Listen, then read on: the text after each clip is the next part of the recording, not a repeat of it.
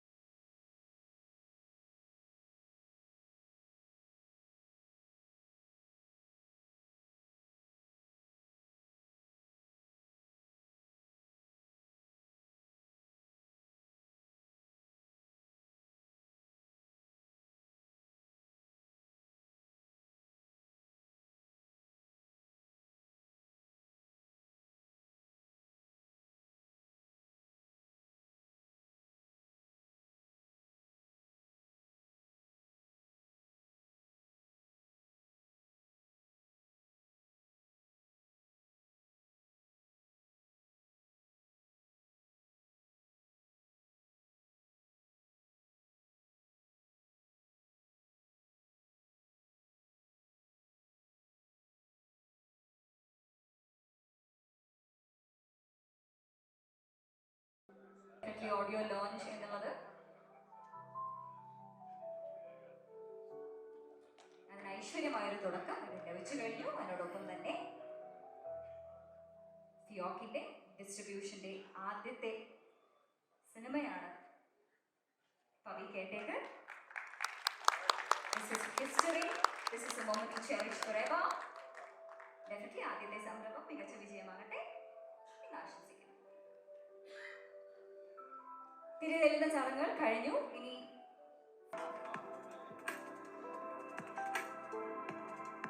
വളരെ വളരെ വളരെ ഇമ്പോർട്ടൻ്റ് ആയിട്ടുള്ള ആ ചടങ്ങിലേക്ക് നമ്മൾ കടക്കുന്നു. ഫിയോക്കിന്റെ ഔപചാരികമായിട്ടുള്ള ഡിസ്ട്രിബ്യൂഷന്റെ ലോഗോ ഇതാ പ്രകാശിപ്പിക്കുന്നു. ലാൽ സാറാണ് ചടങ്ങ്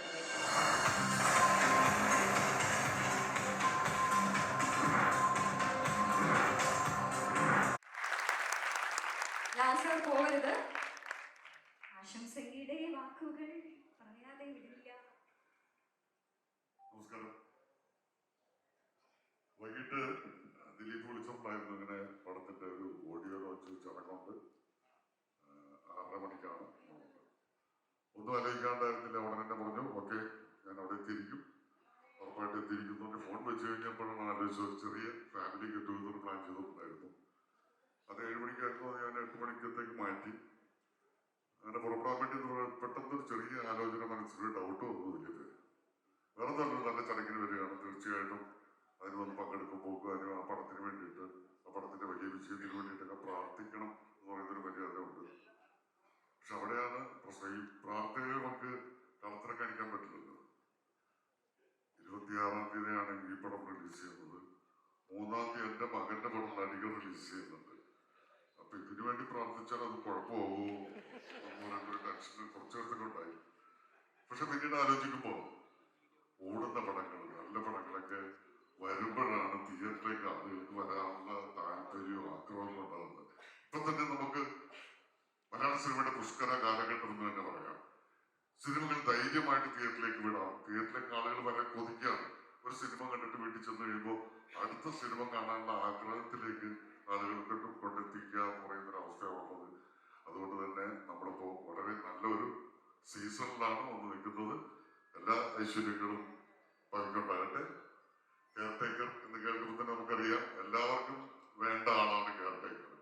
എന്നാൽ എല്ലാ കുറ്റങ്ങളും കേൾക്കേണ്ടി വരുന്ന ഒരാളുമാണ് കെയർടേക്കർ. ഒരു പടത്തിന്റെ പേര് കേൾക്കുമ്പോൾ തന്നെ നമുക്കതിന്റെ സ്വഭാവവും അതിന്റെ ഒരു വളരെ ഇൻട്രസ്റ്റിംഗ് ആയിട്ടുള്ള വശവും കാണാൻ സാധിക്കുന്നു എന്ന് പറയുന്നത് തന്നെ ആ പടത്തിന്റെ വിജയത്തിന്റെ ആദ്യ പടി കയറി കഴിഞ്ഞു എന്ന് മനസ്സിലാക്കലാണ്. എല്ലാ ഐശ്വര്യങ്ങളും ദിലീപിനും ഇതിന്റെ പുറകിൽ പ്രവർത്തിക്കുന്ന എല്ലാവർക്കും, പ്രത്യേകിച്ച് പുതിയതായിട്ട് തുടങ്ങുന്ന ഫിയോക്ക് എന്ന് പറയുന്ന ഈ വിതരണ കമ്പനിക്കും എല്ലാ ആശംസകളും പ്രാർത്ഥനകളും നന്മകളും തരുന്നു. Thank you very much. വലിയ സന്തോഷമുണ്ട്. ഈ വേദിയിൽ ഇന്ന് 2 ചടങ്ങാണ് നടന്നത്. ഒരു വേദിയിൽ സിനിമാ കുടുംബത്തിൻ്റെ സന്തോഷകരമായ ഒരു മുഹൂർത്തം. അതിലൊന്ന് പവി കെയർടേക്കറിൻ്റെ ലോഞ്ചാണ്, ഓഡിയോ ലോഞ്ചാണ്. അതുപോലെ തന്നെ പ്രധാനപ്പെട്ട ഒന്ന് മലയാള സിനിമയിലെ തിയേറ്റർ അസോസിയേഷൻ്റെ പുതിയ ഒരു സംരംഭം, ഒരു നന്മയുടെ സംരംഭം തന്നെ പറയാം. കാരണം വെച്ചിട്ടുണ്ടെങ്കിൽ ഇതിൻ്റെ നമ്മുടെ പ്രസിഡൻ്റായ ഫിയോക്കിൻ്റെ പ്രസിഡൻ്റായ വിജയകുമാർ വിജയേട്ടനോട് പ്രസംഗിക്കുകയുണ്ടായി, എന്നെക്കുറിച്ച് നമ്മളോട് സംസാരിക്കുകയുണ്ടായി. എന്തിനു വേണ്ടിയിട്ടാണ്? കാരണം ഫിയോക്ക് എന്ന് പറയുന്ന സംഘടനയ്ക്ക് ഷോ ചെയ്യാനോ അങ്ങനെയുള്ള കാര്യങ്ങൾക്കൊക്കെ ഉള്ള പരിമിതികളൊക്കെ ഉണ്ട്. അപ്പം കണ്ടുപിടിച്ച വിജയേട്ടൻ്റെ ഒരാശയം തന്നെയായിരുന്നു ഇത്. ഇന്നൊന്നിലേ തുടങ്ങിയതല്ല. ശരിക്കും ആദ്യമായിട്ട് എനിക്ക് തോന്നുന്നത് വിജയേട്ടൻ സംസാരിക്കുന്നത് ലിയോ എന്ന സിനിമ വിതരണത്തിനടുത്ത് തുടങ്ങാം എന്നുള്ള രീതിയിലായിരുന്നു. പക്ഷെ അത് സാധിച്ചില്ല. പിന്നീടാണ് നമ്മളൊരു ചർച്ചകളും കാര്യങ്ങളും ഒക്കെ വന്ന സമയത്ത് ജനറൽ ബോഡിയിൽ വെച്ച് അങ്ങനെ തീരുമാനം പറയുകയൊക്കെ ചെയ്തു. ഭക്ഷണം കഴിക്കുന്ന സമയത്താണ് എൻ്റെ അടുത്ത് വിജയേട്ടൻ ചോദിച്ചത്, ദിലീപ് ജിയുടെ സിനിമകളെങ്ങാനും നമ്മൾക്ക് എങ്ങനെയാ? ഞാൻ പറഞ്ഞു, ഞാനിങ്ങനെ ആലോചിച്ച് കഴിഞ്ഞപ്പോൾ നമ്മൾ ഈ സിനിമ 10-21 വർഷമായിട്ട് നമ്മൾ ഡിസ്ട്രിബ്യൂട്ടേഴ്സ് മേഖലയിലുള്ള ആൾക്കാരാണ്. അപ്പോൾ അത് കഴിഞ്ഞ് ഞാൻ ചെയ്യുന്ന സിനിമ ലിസ്റ്റിൻ്റെയാണ്. ലിസ്റ്റിൻ ഇന്ന് ഇവിടുത്തെ ഏറ്റവും വലിയ ഒരു നിർമ്മാതാവും വിതരണക്കാരനുമാണ്, തിയേറ്റർ ഉടമയും. അപ്പോൾ ലിസ്റ്റിൻ്റെ പടം എന്തായാലും വരില്ല ഇതിലേക്ക്. കാരണം ലിസ്റ്റിന് സ്വന്തമായിട്ടുള്ള പ്രസ്ഥാനങ്ങളുണ്ട്. പിന്നെ ചെയ്യുന്നത് ഗോകുലത്തിൻ്റെ പടങ്ങളാണ്. അപ്പോൾ അതൊന്നും അടുത്ത് നമുക്ക് ഒന്നും ചെയ്യാൻ പറ്റില്ല എന്നുള്ളൊരു ചിന്തയിലാണ് ഞാൻ പറഞ്ഞത്, വിജയേട്ടാ നമുക്ക് ഈ സിനിമ നമുക്ക് ചെയ്യാം എന്നുള്ള രീതിയിലാണ്. സത്യം പറഞ്ഞാൽ തിയേറ്റേഴ്സ് അസോസിയേഷൻ്റെ വളരെ പിന്തുണയും, അതൊരു നന്മയ്ക്ക് വേണ്ടിയിട്ടാണ്. തിയേറ്റർ അസോസിയേഷൻ്റെ മെമ്പേഴ്സിന് തിയേറ്റർ അസോസിയേഷന് ഇരിക്കാനൊരു, അതിലെ മെമ്പേഴ്സിനൊക്കെ ഇരിക്കാനുള്ളൊരു സ്ഥലം, അങ്ങനെ ഒരുപാട് കാര്യങ്ങൾ, അതിലെ മെമ്പേഴ്സിനെ എത്രത്തോളം സപ്പോർട്ട് ചെയ്യാൻ പറ്റുമെന്നുള്ള കാര്യങ്ങളൊക്കെ ആലോചിച്ചിട്ടാണ് ഇങ്ങനൊരു. അല്ലാതെ മറ്റുള്ള പല ആളുകളും വേറെ രീതിയിലൊക്കെ വളച്ചൊടിക്കാനും പ്രശ്നം ഉണ്ടാക്കാൻ ശ്രമിക്കുന്നുണ്ട്. അങ്ങനെയൊന്നുമല്ല. ഒരു നന്മ മാത്രം കണ്ടാണ് പുതിയ സംരംഭത്തിന് തുടക്കമിട്ടിരിക്കുന്നത്. ഇന്ന് ഇത്രയധികം മാധ്യമ സുഹൃത്തുക്കളെല്ലാം ഇവിടെ വന്നിട്ടുണ്ട്. വലിയ സന്തോഷം. കാരണം എൻ്റെ ഇപ്പോഴത്തെ അവസ്ഥയൊക്കെ നിങ്ങൾക്ക് എല്ലാവർക്കും അറിയാം. കഴിഞ്ഞ 28-29 വർഷമായിട്ട് ഇൻഡസ്ട്രിയിൽ കൊച്ചു കൊച്ചു വേഷങ്ങൾ ചെയ്ത് ഇവിടം വരെ എത്തിയ ഒരാളാണ്. സത്യസന്ധമായി പറഞ്ഞാൽ പ്രേക്ഷകരുടെ കയ്യടി, അതുപോലെ തന്നെ എന്നെ വിശ്വസിച്ച്, ഞാൻ ഇത്രയും പ്രശ്നത്തിൽ നിൽക്കുമ്പോഴും എന്നെ വിശ്വസിച്ച് ഇവിടെ സിനിമ നിർമ്മിക്കുന്ന എൻ്റെ നിർമ്മാതാക്കൾ, അതുപോലെ തന്നെ എന്നെ പുതിയ പുതിയ കഥാപാത്രങ്ങൾ തന്ന് എൻ്റെ സംവിധായകരെ, എൻ്റെ എഴുത്തുകാർ, എൻ്റെ കോ ആർട്ടിസ്റ്റുകൾ, ഒരുപാട് പേരുടെ ഒരു പ്രാർത്ഥനയാണ് ഈ ഞാൻ.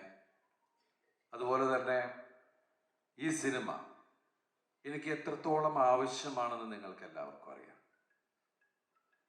കാരണം ഞാൻ നിങ്ങളെ, ഇത് എൻ്റെ 149ാമത്തെ സിനിമയാണ്.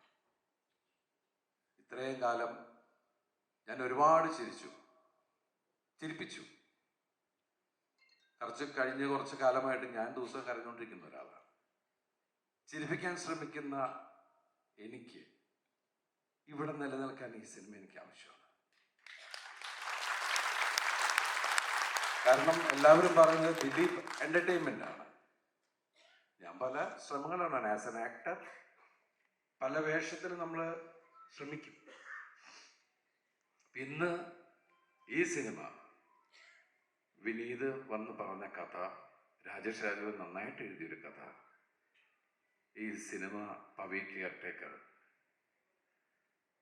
തിയേറ്ററിലെത്തുമ്പോൾ എൻ്റെ പ്രിയപ്പെട്ട പ്രേക്ഷകരെ വിശ്വസിച്ചുകൊണ്ട് മാത്രമാണ് വരുന്നത്.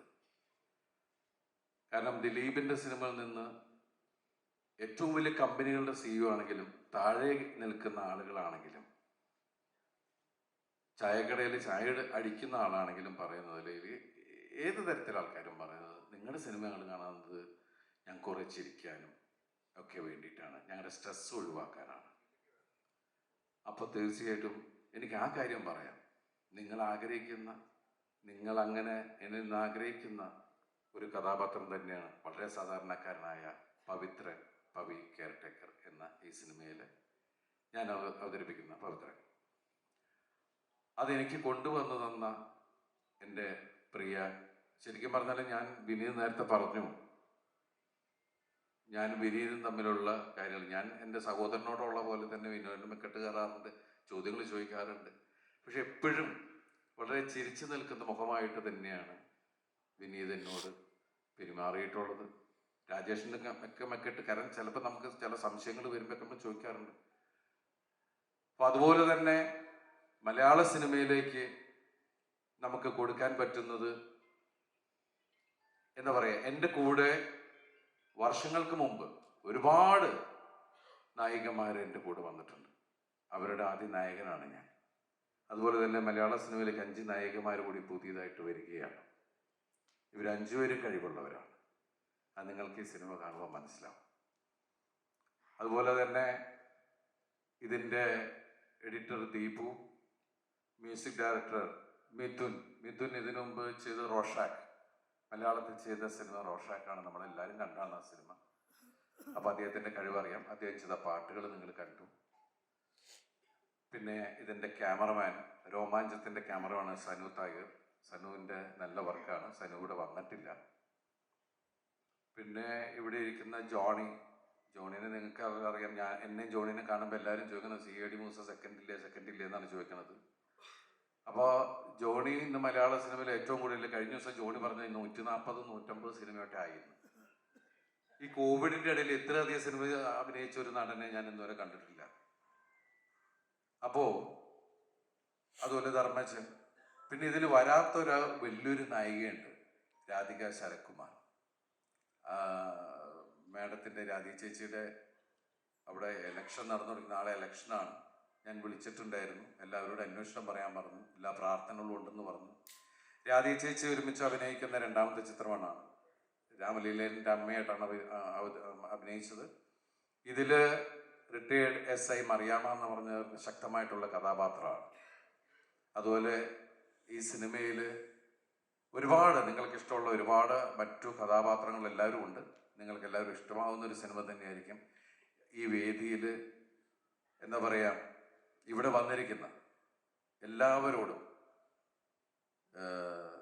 അത്രയധികം നന്ദിയും കടപ്പാടും അറിയിക്കുന്നു. ഈ സിനിമ 26 നിങ്ങൾ തിയേറ്ററിൽ തന്നെ പോയി കാണുക. ഇത് ശരിക്കും എൻ്റെയും ആവശ്യമാണ്. ഫിയോക്ക് എന്ന് പറഞ്ഞ സംഘടന ആദ്യമായിട്ട് സംരംഭത്തിലേക്ക് ഇറങ്ങുമ്പോൾ പൂർണ്ണമായിട്ടുള്ള പിന്തുണയും ഞങ്ങൾക്ക് എല്ലാവർക്കും ആവശ്യമാണ്. അതുപോലെ തന്നെ ഞങ്ങൾക്ക് ഏറ്റവും വലിയ സന്തോഷം, ഫിയോക്ക് എന്ന് പറഞ്ഞ സംഘടന ഞാൻ ചെയർമാനും ആൻ്റണി പെരുമ്പാവൂർ വൈസ് ചെയർമാനായിട്ട് തുടങ്ങിയ ഒരു അത്രയും വലിയ കൂട്ടായ്മയിൽ തുടങ്ങിയ പ്രസ്ഥാനത്തെ ഗംഭീരമായിട്ടുള്ളൊരു മുന്നേറ്റം, അതിന് ചുക്കാൻ പിടിക്കുന്ന ഞങ്ങളുടെ പ്രിയപ്പെട്ട പ്രസിഡന്റിനെ ഈ വേദിയിൽ ഞങ്ങളുടെ വിജയേട്ടനെ അനുമോദിക്കുകയാണ്. കാരണം അദ്ദേഹം എടുത്തപ്പോൾ പറഞ്ഞു, ജയകേട്ടൻ പറഞ്ഞു 7 വയസ്സേ ആയിട്ടുള്ളൂ. ഈ 7 വയസ്സിനുള്ളിൽ അങ്ങനെയുള്ള ചിന്തകൾ അല്ലെങ്കിൽ അതിനു വേണ്ടിയിട്ടുള്ള ഒരു പ്രയത്നം, അതിന് തുടക്കമിട്ട ഈ ഇന്നത്തെ ഭരണസമിതിയെയും ഞാൻ അനുമോദിക്കുകയാണ്. അപ്പോൾ തീർച്ചയായിട്ടും എല്ലാവരുടെയും കൂട്ടായിട്ടുള്ള പ്രാർത്ഥന, സ്നേഹം, പിന്തുണ എല്ലാം ഞങ്ങളോടൊപ്പം ഉണ്ടാവണം. അതുപോലെ തന്നെ ലാസ്റ്റ് മിനിറ്റിലേക്കാണ് പലരെയും വിളിച്ചിട്ടുള്ളത്. ആ ലാസ്റ്റ് മിനിറ്റ് പോലും ഒരു പ്രയാസവും കാണിക്കാതെ ഓടി വന്ന എൻ്റെ പ്രിയപ്പെട്ട എല്ലാവരോടും ഈ വേദിയിൽ നന്ദി പറയുന്നു. വളരെ അധികം സന്തോഷം. സർവശക്തനായ ദൈവത്തോട് നന്ദി പറയുന്നു. Thanks a lot. സഹോദരന്മാർ അനൂപ്, സുരാജ്, പിന്നെ എൻ്റെ ബാല്യകാല സുഹൃത്തായ KP വ്യാസനെ വരും. വ്യാസഭായി കയ്യടി വാങ്ങിച്ചിട്ട് പോകും പ്ലീസ്. ഞങ്ങൾ രണ്ടുപേരും നിക്രിട്ട് നടക്കുന്ന കാലം മുതലുള്ള സുഹൃത്തുക്കളാണ്. ഞങ്ങൾക്ക് രണ്ടുപേരുടെ മനസ്സിൽ സിനിമയാണ് ഞങ്ങൾ ഒരിക്കലും പറഞ്ഞിട്ടില്ല. ഈ വർഷങ്ങൾക്ക് ശേഷം ആണ് ഞാൻ സിനിമയിൽ വരുന്നതിന് മുമ്പ് സിനിമയിൽ വന്ന റെപ്രസെൻറ്റേറ്റീവായിട്ട് തുടങ്ങി എഴുത്തുകാരനായി ഇന്ദ്രിയ എന്ന് പറഞ്ഞ സിനിമ സൂപ്പർ ഹിറ്റ് സിനിമ എഴുതിയത് വ്യാസനാണ്.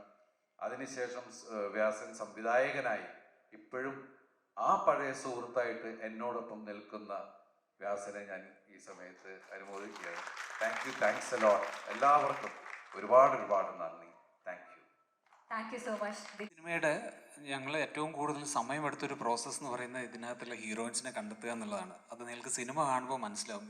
ഇതിൻ്റെ ഒരു സ്ക്രീൻ പ്ലേയുടെ സ്ട്രക്ചർ കിടക്കുന്ന അങ്ങനെയാണ്. അപ്പോൾ ആ ക്യാരക്ടേഴ്സിന് ഏറ്റവും യോഗ്യരായിട്ടുള്ള ആളുകളെ കണ്ടെത്താൻ വേണ്ടിയിട്ട് ഞങ്ങൾ ഒരുപാട് സമയമെടുത്തിരുന്നു. അതിൽ ഞങ്ങൾ ആദ്യം ഒരു കാസ്റ്റിംഗ് കോൾ ഇട്ടു. അതിൽ ഒത്തിരി പേര് വന്നു. അതിൽ നിന്നും നമുക്ക് ഷോർട്ട് ലിസ്റ്റ് ചെയ്ത കുറച്ച് പേരുണ്ടായിരുന്നു. പക്ഷേ അവരൊക്കെ ഞങ്ങൾ ഷൂട്ട് ചെയ്ത് കഴിഞ്ഞു. നമ്മുടെ അവർക്ക് അഭിനയിക്കാൻ ചില സീൻസ് കൊടുത്ത് ചെയ്യിപ്പിച്ച് നോക്കിയപ്പോഴൊന്നും നമുക്ക് ആർക്കും അങ്ങോട്ട് തൃപ്തിയാവുന്നുണ്ടായിരുന്നില്ല. അങ്ങനെ വീണ്ടും ഈ അന്വേഷണം തുടർന്നു. പിന്നെ അത് ഇൻസ്റ്റാഗ്രാമിലേക്ക് കയറി അങ്ങനെ കണ്ടെത്തിയ കുറേ ഫോട്ടോസ്, അത് കഴിഞ്ഞ് അവരുടെ വീഡിയോസ്, അതുവഴി അങ്ങനെ കണ്ടെത്തിയ കുറച്ച് പേരെ ഞങ്ങൾ ഷോർട്ട് ലിസ്റ്റ് ചെയ്ത് അതിനകത്ത് നിന്ന് ഈ സിനിമയുടെ കഥാപാത്രങ്ങളോട് ഏറ്റവും യോജിച്ച് നിൽക്കുന്ന 5 പേരെയാണ് ഞങ്ങളിവിടെ സിനിമയിലൂടെ നിങ്ങളുടെ മുമ്പിൽ അവതരിപ്പിക്കുന്നത്. ഞാൻ ഓരോരുത്തരെയായിട്ട് വേദിയിലേക്ക് വിളിക്കാം. ഈ സിനിമയുടെ ഞങ്ങളുടെ സ്ക്രീൻ പ്ലേ കഴിഞ്ഞപ്പോൾ ഇതിനകത്ത് മാലിനി എന്ന് പറയുന്ന ഒരു ക്യാരക്ടറുണ്ട്. അപ്പോൾ മാലിനി എങ്ങനെ ഇരിക്കണം, മാലിനിയുടെ സ്വഭാവം എങ്ങനെയായിരിക്കണം, മാലിനി കാഴ്ചയ്ക്ക് എങ്ങനെ ഇരിക്കണം എന്നൊക്കെ ഞങ്ങളുടെ മനസ്സിലുണ്ടായിരുന്നു. പക്ഷേ അതുപോലൊരാളെ കിട്ടണം എന്നുള്ള ആഗ്രഹവുമായിട്ട് ഇങ്ങനെ നിൽക്കുമ്പോഴാണ് എനിക്കൊരു മെസ്സേജ് വരുന്നത് ഇൻസ്റ്റയിൽ. ചേട്ടാ, എനിക്ക് ഇങ്ങനൊരു കാസ്റ്റിംഗ് കോൾ കണ്ടു, ഞാൻ അഭിനയിക്കാൻ ആഗ്രഹമുണ്ട് എന്ന് പറഞ്ഞപ്പോഴാണ് ഞാൻ ഓക്കെ, ഇങ്ങനൊരു ഓഡീഷൻ ഉണ്ട്, ആ ദിവസം വരൂ എന്ന് പറഞ്ഞു. അങ്ങനെ വന്ന് ഞങ്ങൾ സംസാരിച്ചു. ഞങ്ങൾ ആദ്യം ഷൂട്ട് ചെയ്തു, കുറച്ച് കാര്യങ്ങളൊക്കെ കൊടുത്തു, പാടാൻ പറഞ്ഞു. അങ്ങനെ ആ പ്രോസസ്സ് ഇങ്ങനെ പോയിക്കൊണ്ടിരുന്നു. അത് കഴിഞ്ഞപ്പോൾ ആ കുട്ടിയുടെ അച്ഛൻ കൂടെ വന്നിട്ടുണ്ടായിരുന്നു. അപ്പോൾ അച്ഛൻ മകളെ കുറിച്ചിട്ട് ഇങ്ങനെ പറയുന്നുണ്ട്, ബ്ലാക്ക് ബെൽറ്റാണ് മോള് ഇങ്ങനെ. അപ്പോൾ ഇതൊന്നും എനിക്ക് ആവശ്യമില്ലല്ലോ എന്ന് ഇങ്ങനെ ആലോചിച്ചുകൊണ്ടിരുന്നു, കാരണം ഫൈറ്റൊന്നും ഇല്ല സിനിമയിൽ. അപ്പോൾ അത് കഴിഞ്ഞിട്ട് അദ്ദേഹം എന്നോട് പറഞ്ഞു, ഞാനൊരു പാട്ട് പാടട്ടെ എന്ന് പറഞ്ഞു. അപ്പോൾ ഞാൻ ആലോചിച്ചു, അച്ഛൻ എന്തിനാണോ പാടുന്നത്? പക്ഷേ അദ്ദേഹം നന്നായിട്ട് മനോഹരമായിട്ട് പാടി. ഇതൊക്കെ കഴിഞ്ഞപ്പോൾ എനിക്ക് മനസ്സിലായി, മാലിനി എങ്ങനെയാണോ, മാലിനിയുടെ വീട് എങ്ങനെയാണോ, മാലിനിയുടെ കുടുംബം എങ്ങനെയാണോ, അങ്ങനെ ഒരു കുടുംബത്തിൽ നിന്ന് വന്ന ഒരാളാണ് ജൂഹിയാണ് മാലിനിയായിട്ട് അഭിനയിക്കുന്നത്. അന്ന് തന്നെ ഞങ്ങൾ ഇത് ഉറപ്പിക്കുകയും ചെയ്തു. എൻ്റെ സിനിമയിലുള്ള ആദ്യത്തെ ഹീറോയിൻ കാസ്റ്റിംഗ് ജൂഹി ആയിരുന്നു. അപ്പോൾ ജൂഹിനെ വേദിയിലേക്ക് ക്ഷണിക്കുന്നു. Let's welcome Juhi Jayakumar on stage. നമ്മുടെ 5 നായികമാരിൽ ആദ്യത്തെ ആള്. രണ്ടാമതായിട്ട് ശ്രേയ രുക്മിണി, ജാനകി എന്ന് പറയുന്ന ക്യാരക്ടറാണ് ചെയ്യുന്നത്. ശ്രേയയും ഇതേപോലെ തന്നെ ഞാൻ ഓഡീഷൻ ചെയ്യുന്നു. അത് കഴിഞ്ഞ് ശ്രേയ നന്നായിട്ട് പാടുമായിരുന്നു. അപ്പോൾ കുറേ പാടുന്ന ക്ലിപ്പുകൾ ഞാൻ കണ്ടു. അത് കഴിഞ്ഞതിന് ശേഷം ശ്രേയ ഒരു പ്രോഗ്രാമിൽ ഞാൻ പോയി കണ്ടു. അപ്പോഴൊന്നും ഞാൻ ശ്രേയയുടെ അടുത്ത് പറഞ്ഞിരുന്നില്ല ഇങ്ങനെ ഒരു കാസ്റ്റിംഗ് ഞാൻ അതിന് വേണ്ടിയിട്ടാണെന്നുള്ളത്. കാരണം ഞാൻ വിശ്വസിക്കുന്ന ഒരു കാര്യം, നമ്മുടെ ക്യാരക്ടറിനോട് അടുത്ത് നിൽക്കുന്ന സ്വഭാവത്തിൽ നിന്ന് തന്നെയുള്ള ഒരാളെ, അതേ ബാക്ക്ഗ്രൗണ്ടിൽ നിന്നുള്ള ഒരാളെ, അതിനോട് അടുത്ത് നിൽക്കുന്ന ഒരാളെ ആ കഥാപാത്രമായിട്ട് കാസ്റ്റ് ചെയ്തല്ല അത് എനിക്ക് കുറച്ചുകൂടി എളുപ്പമായിരിക്കും. അതുപോലെ തന്നെ ആ ആർട്ടിസ്റ്റിന് പെർഫോം ചെയ്യാനും അത് കുറേ കൂടി എളുപ്പമായിരിക്കും.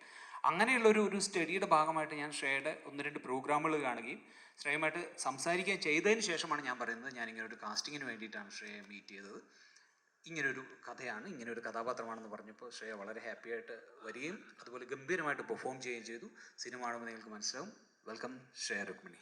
Presenting before you hero number 2 of the movie, Shreya Rukmini. Welcome Shreya. അതുപോലെ സമയമെടുത്ത് തന്നെ ഞങ്ങൾ ആദ്യം വേറൊരു ഓപ്ഷൻ ഓൾമോസ്റ്റ് ഫൈനൽ ചെയ്തു. പക്ഷേ ലാസ്റ്റ് മൊമെൻറ്റിലാണ് അത് വർക്കാവുന്നില്ല എന്ന് തോന്നിയത്. അങ്ങനെ വീണ്ടും അന്വേഷണം തുടർന്നു. അങ്ങനെ കിട്ടിയ ഒരു ആർട്ടിസ്റ്റാണ് സ്വാതിയെ വേദിയിലേക്ക് ക്ഷണിക്കുന്നു. വെൽക്കം സ്വാതി. സ്വാതിയുടെ ക്യാരക്ടർ ലീന എന്ന് പറയുന്ന ക്യാരക്ടറാണ് സ്വാതി ചെയ്യുന്നത്. പിന്നീട് ഈ സിനിമയിൽ ഇനി 2 ഹീറോയിൻസും കൂടിയാണ്. ആദ്യത്തെ ആൾ റോസ്മിൻ മിസ് മലബാർ ആയിരുന്നു. അപ്പോൾ റോസ്മിൻ്റെ അടുത്ത് ഈ പറയുന്ന ഫോട്ടോസൊക്കെ കണ്ട് ഞാൻ റോസ്മിനെ അഭിനയിക്കാൻ വിളിച്ചപ്പോൾ റോസ്മിൻ്റെ അടുത്ത് ആദ്യം പറഞ്ഞത്, ഞാൻ എയർലൈൻസിൽ വർക്ക് ചെയ്യാൻ, എയർ ഹോസ്റ്റസ് ആയിട്ട് വർക്ക് ചെയ്യാൻ ഇൻ്റർവ്യൂ കഴിഞ്ഞിരിക്കുകയാണ്, ഞാൻ അങ്ങനെ പോകാനുള്ളൊരു താല്പര്യത്തിലാണ്. ഞാൻ പറഞ്ഞു, ഒന്ന് വരൂ, വന്ന് കണ്ടിട്ട് നമുക്ക് തീരുമാനിക്കാം എങ്ങനെയാണ് അടുത്ത ജീവിതം മുന്നോട്ട് പോകേണ്ടതെന്നുള്ളത്. അങ്ങനെ റോസ്മിനെ വിളിച്ചു വരുത്തുകയും ഷൂട്ട് ചെയ്യുകയും റോസ്മിൻ്റെ അടുത്ത് ഈ കഥ പറയുകയും ഈ ക്യാരക്ടറിനെ കുറിച്ച് പറയുകയും ചെയ്തു. റോസ്മിൻ ഈ സിനിമയിലേക്ക് വന്നു. വളരെ സന്തോഷമുള്ളൊരു കാര്യം, ഞങ്ങളുടെ സിനിമ ഷൂട്ടിംഗ് തീരുമ്പോൾ തന്നെ റോസ്മിൻ അടുത്ത തമിഴ് സിനിമ ചെയ്യുന്നു, അത് കഴിഞ്ഞൊരു തെലുങ്ക് സിനിമ ചെയ്യുന്നു. അങ്ങനെ ഇപ്പോൾ എയർ ഹോസ്റ്റസ് ആവണമെന്ന് ആഗ്രഹിച്ച ആളിപ്പോൾ പറന്നുകൊണ്ടിരിക്കുകയാണ്. ഇന്നിപ്പോൾ ഏതോ ഒരു ലൊക്കേഷനിൽ നിന്ന് ഞങ്ങൾ വരുത്തിച്ചതാണ്. Rosmin, please come.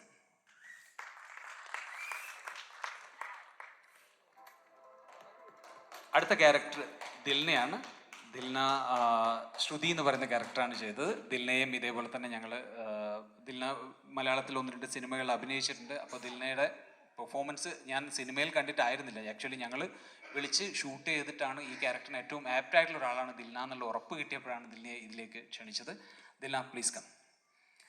അപ്പോൾ ഇങ്ങനെ 5 പേര് ഞങ്ങളുടെ കൂടെ ഈ സിനിമയുടെ ഭാഗമായിട്ടുണ്ട്. Welcome to cinema industry all please.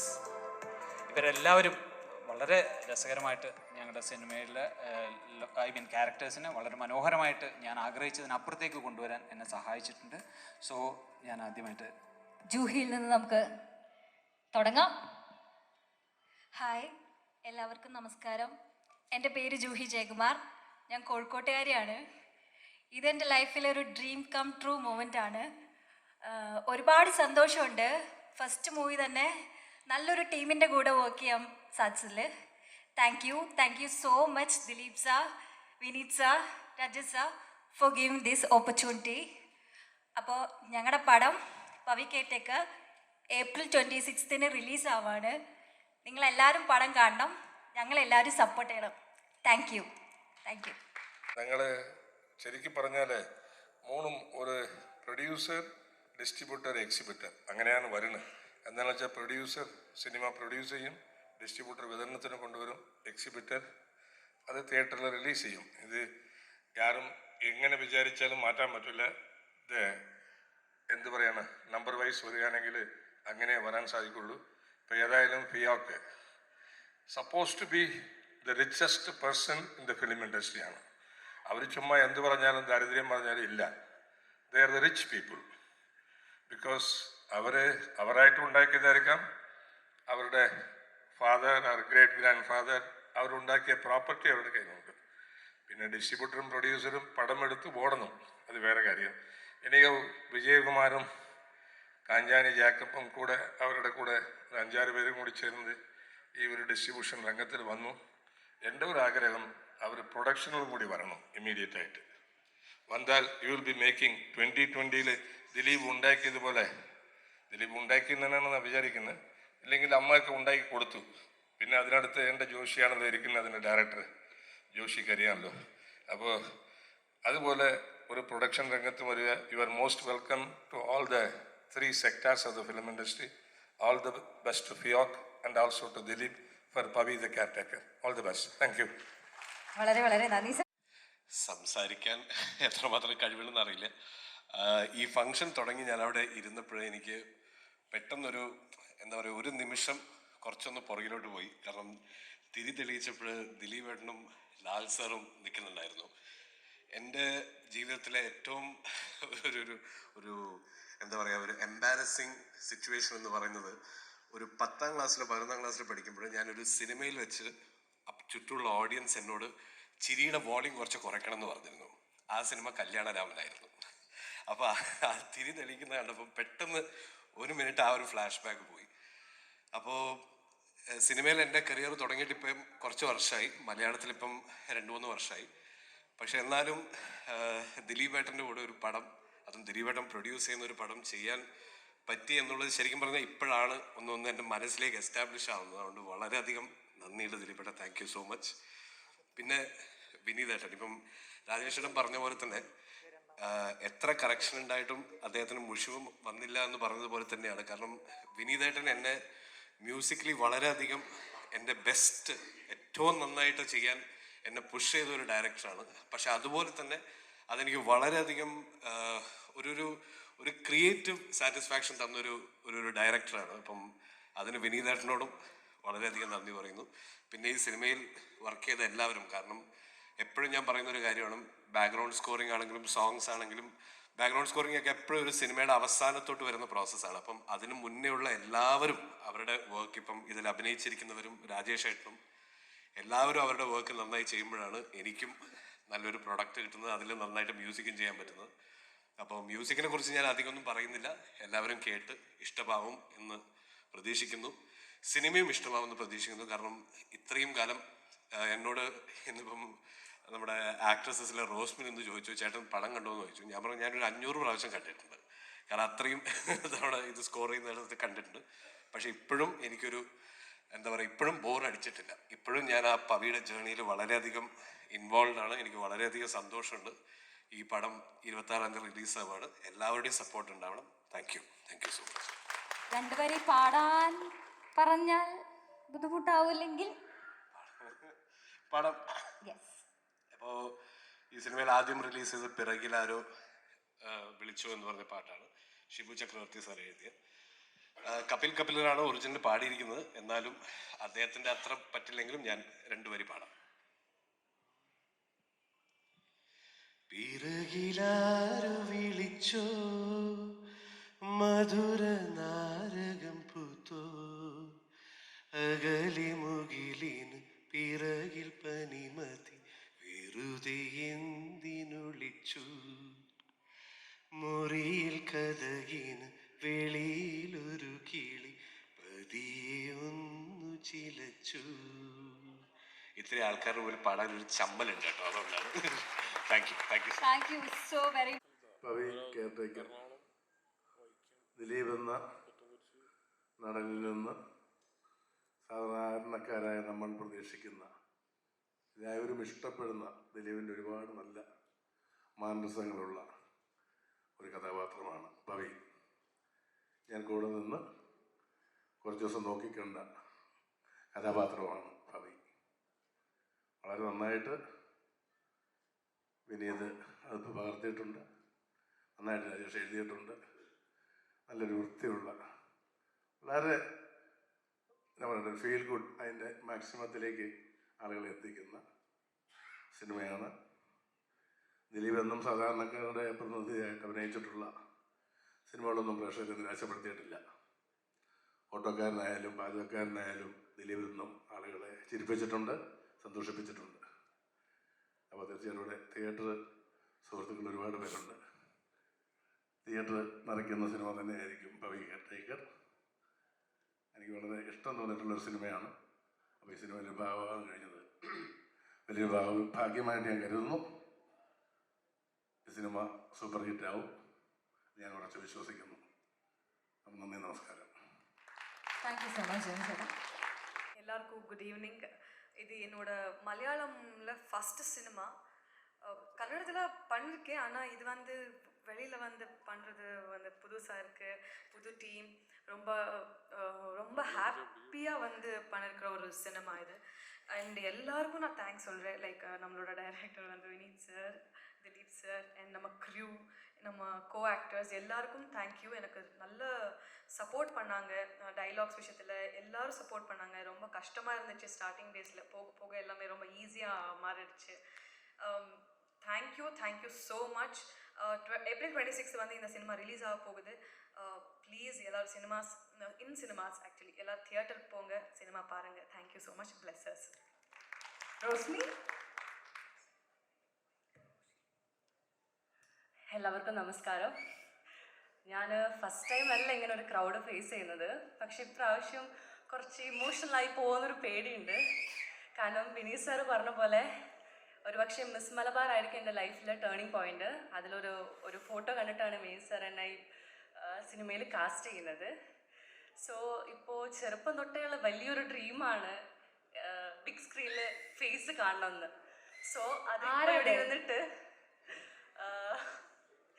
ആ സോങ്ങിൽ കാണുമ്പം ഉണ്ടായൊരു സന്തോഷം ചെറുതായിട്ടൊന്ന് കണ്ണു നിറഞ്ഞു പോയി. സോ ആ ഒരു moment thank you so much Vineeth sir and ദിലീപേട്ട, പിന്നെ എല്ലാ ക്രൂ അത്രയും ഹാപ്പി ആയിട്ട് വന്നിട്ട് വർക്ക് ചെയ്തു പോയി. എൻ്റെ മലയാളത്തിലെ ഫസ്റ്റ് ഫിലിമാണ്. സോ ഞാൻ ഇത്രയും സന്തോഷമായിരിക്കും, അല്ലെങ്കിൽ ഇത്രയും ഫ്രീ ആയിട്ടോ അല്ലെങ്കിൽ നമ്മളെ ബെസ്റ്റ് കൊടുക്കാൻ പറ്റുന്നൊരു മൊമെൻറ്റ് നമ്മളെ ലൈഫിൽ വരുമെന്ന് വിചാരിച്ചതല്ല. പിന്നെ കൂടെ വർക്ക് ചെയ്തവരാണെങ്കിലും ഭയങ്കര സപ്പോർട്ടിങ് ആയിരുന്നു. സോ അത്രയും ഒരു ബെസ്റ്റ് മൊമെൻ്റ് ആണ് എൻ്റെ ലൈഫിലേത്. ഇപ്പോൾ ഇവിടെ നിൽക്കുന്നതും അതിൻ്റെ ഒരു പാർട്ടാണ്. So thank you so much all every one. Thank you. അപ്പോൾ എക്സ്പീരിയൻസ് എന്ന് പറഞ്ഞാൽ ഇപ്പം ഞാൻ 1-2 മൂവീസ് ചെറിയ സീനൊക്കെ ചെയ്തിട്ടുണ്ട്. പക്ഷേ ഒരു ഫുൾ മൂവിയിൽ ഇങ്ങനെ ഒരു ക്യാരക്ടർ എന്ന് പറയുന്നത് ഫസ്റ്റ് ടൈമാണ്. സോ ഒരു ബിഗിനറിന് ലൈക്ക് എന്നെ പോലത്തെ ഒരാൾക്ക് ഇതൊരു എന്താ പറയുക വളരെ ആപ്റ്റായിട്ടുള്ളൊരു പ്ലാറ്റ്ഫോമായിരുന്നു. വളരെ കംഫർട്ടബിൾ എന്ന് പറയാം. Like the whole crew was like family, was like so friendly. പിന്നെ ഇത്രയും ഗേൾസ് ഉള്ളത് കൊണ്ട് നമുക്കെല്ലാം വളരെ എൻജോയ് ചെയ്ത ടൈമായിരുന്നു ഈ ഒരു movie experience. Even Dileep sir ആണെങ്കിലും നമ്മൾ പണ്ട് മുതലേ കാണുന്ന ഒരാളാണ്. എന്ന് വെച്ചാൽ എനിക്കൊരു ആദ്യം കണ്ടപ്പം സ്ക്രീനിൽ കാണുന്ന പോലെ തന്നെ അത്രയും എൻ്റർടൈനിങ് ആണ് എപ്പോഴും. നമ്മളെ അടുത്തൊക്കെ വളരെ ഫ്രണ്ട്ലി ആണ്, വളരെ കൈൻഡായിട്ടാണ്. സോ അതൊക്കെ it was a very touching experience for all of us.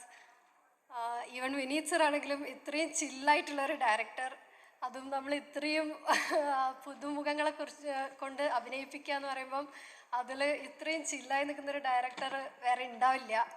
So all in all this was such A wonderful experience. And so from all of you, we are seeking your blessings for this movie. Pray for us and please go and watch Pavi Caretaker on April 26th. Thank you. Thank you so much.